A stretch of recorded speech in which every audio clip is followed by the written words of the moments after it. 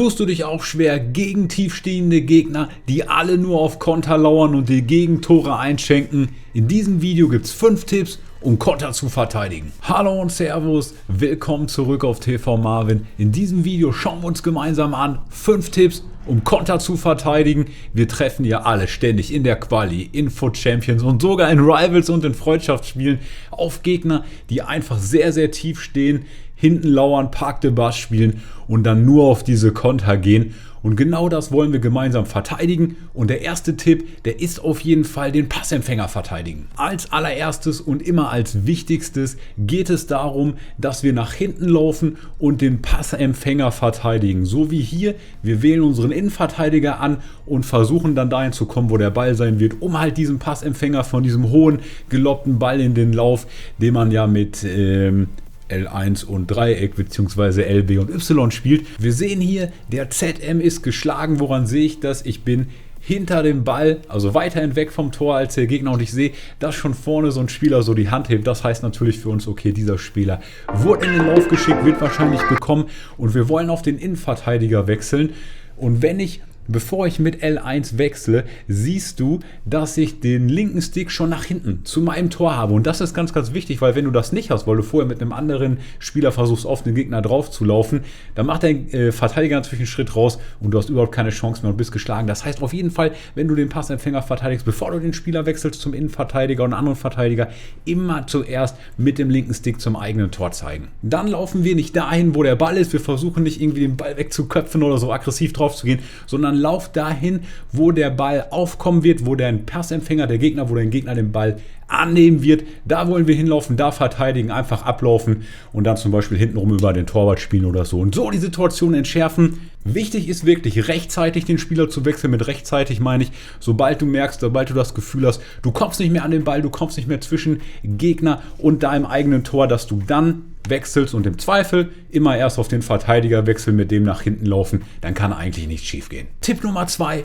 im Mittelfeld den Spieler stören, der den Ball in den Lauf passen wird. Dieser Tipp ist schon eher etwas für Fortgeschrittene und auch nur dann anzuwenden, wenn du noch eine Absicherung hast. Das heißt, nicht mit dem letzten Spieler unbewegt auf den Gegner draufgehen, sondern wirklich nur, wenn du noch den Verteidiger hast. Dann kannst du zum Beispiel mit deinen ZMs, mit den beiden ZDMs auf diesen Pass, auf den Spieler gehen, der den Pass stören wird. Auch dabei laufe ich rückwärts und zwar im Verteidigungslauf, wenn wir die linke Schultertaste drücken, also L2 und dabei noch R2, LT und RT müsste das auf der Xbox sein. Dann gehen wir in den Verteidigungslauf, werden breiter, können so mehr Raum abdecken, mehr Pässe abfangen, mehr größeren Bereich einfach blockieren. Plus wir können weiterhin, weil wir sprinten, gleichzeitig drücken und schnell bewegen. Und so laufe ich dann nach hinten und versuche in den Passweg zu kommen. Auch das ist jetzt nicht voll aggressiv, einfach draufgehen, in den reinspringen, umnocken, sondern wirklich den Pass stören, in diesen Passweg reingehen. Auch mit deinen Verteidigern, mit deiner letzten Linie kannst du natürlich den Passweg verteidigen. Das ist super riskant und würde ich nur machen, wenn du keine andere Chance mehr hast. So wegen dieser Situation hier. Ich habe den Innenverteidiger angewählt, sehe, dass dahinter schon jemand in den Lauf geht. Da werde ich nie wieder aufholen können, bis der abschließen kann. Das heißt, hier habe ich keine andere Wahl, als den Passweg zu verteidigen. Auch hier wieder mit beiden Schultertasten L2 und R2 gleichzeitig, LT und RT, damit ich halt viel Raum abdecke und das wirklich nur in höchster Not. Tipp Nummer 3, schnelle Innenverteidiger. Ganz, ganz wichtig, wir kommen gleich noch zur Taktik, aber auch für die Spieler, die du auswählst, sind Innenverteidiger wichtig, die ein hohes Tempo haben, ob man es will oder nicht. In FIFA ist es halt so, dass so viele Leute auf diese Bälle spielen, in den Lauf, auf diese Konter zocken und deswegen gucke ich halt darauf, dass Antritt hoch ist. Noch wichtiger ist die Sprintgeschwindigkeit. Antritt ist sowas wie von 0 auf 100 beim Auto und die Sprintgeschwindigkeit dann, wie schnell ist dein 100, also fährst du 100 oder 200 und deswegen ist das das Allerwichtigste und im besten Fall ist beides mit Shadow über 95. Folgende Innenverteidiger sind gut geeignet und du siehst, das fängt schon bei günstigeren Karten an. Upamecano nicht optimal wegen den Arbeitsraten, sogar ein Lacroix wäre ziemlich schnell. Aber natürlich auch ein paar teure Karten, die du da nehmen kannst. Zum Beispiel dieser Collins oder so ist auch noch eine Option jetzt aus der Winterpromo, die wir hatten. Oder was du natürlich auch machen kannst, ist Außenverteidiger auf Innenverteidigerposition spielen. Auch das würde natürlich theoretisch gehen. Klar, ein paar Stats sind da nicht mehr so gut, aber im Endeffekt, wenn du vor allen Dingen manuell verteidigst gegen diese Konter, was ja das Allerwichtigste ist, ist das eigentlich egal. Aber dieses Jahr haben wir ja auch viele schnelle Innenverteidiger und die hier kannst du zum Beispiel einbauen. Was ist noch besser als Konter verteidigen? Tipp Nummer 4, Konter vermeiden. Damit meine ich wirklich verschiedenste Dinge in deiner Offensive, in deinem Spielaufbau. Das allererste ist, versuche keine unnötigen Risikopässe zu spielen. Gerade wenn du siehst, der Gegner steht so tief, heißt mit den beiden ZMs zum Beispiel, spiele hier auf jeden Fall lieber einen Ball mehr, als hier in der Mitte den Ball zu verlieren. Das ist wirklich eine sehr, sehr große Gefahr, denn dann ist der Weg für den Gegner ziemlich kurz. Er muss einfach nur gerade durchlaufen zu deinem Tor, um ein Tor zu schießen.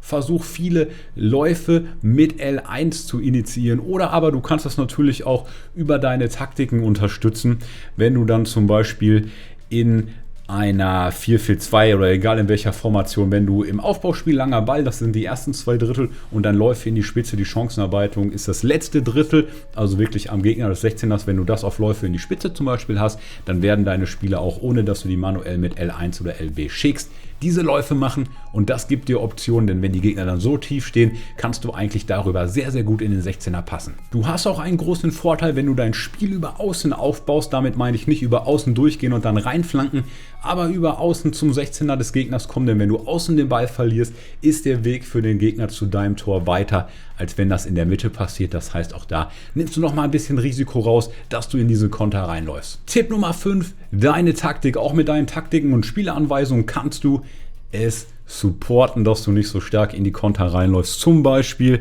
nehmen wir einfach mal eine 4-2-3-1 oder so. Aber du siehst hier auch meine anderen Taktiken, die ich habe. 4-4-2, die 4-1-2-1-2 ist wirklich eine sehr, sehr offensive Taktik, die nicht. Aber alle anderen Taktiken, die ich spiele, die haben immer 2 ZMs oder 2 ZTMs. Auch diese 4-2-2-2, die ich gemacht habe auf dem Kanal. Und mit diesen beiden hast du immer den Vorteil, dass du in diesem Mittelfeld halt diese Verteidigung machen kannst, die wir in den ersten beiden Tipps gesehen haben, dass du dort immer noch Spieler hast, die zurücklaufen können, bevor du auf deine Verteidiger gehst. Und dann würde ich auf jeden Fall einen von den beiden, mindestens einen von den beiden, auf hinten bleiben, bei Angriffe packen.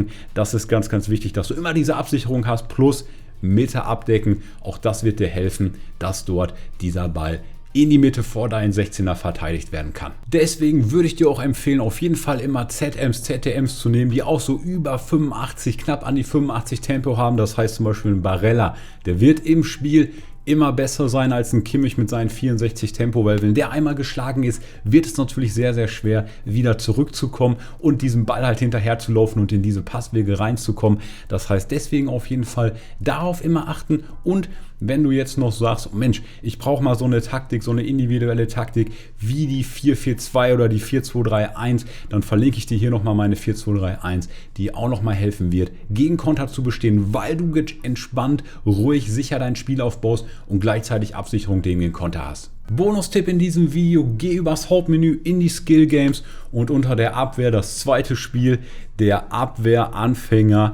Da kannst du sehr, sehr gut trainieren, diesen Verteidigungslauf, die ich dir gezeigt habe, und mit, du siehst hier auch Halten L2 und R2, dass man in diesem Verteidigungslauf schneller ist. Da kannst du sehr, sehr gut trainieren, in diese Passwege zu kommen, die Bälle abzufangen.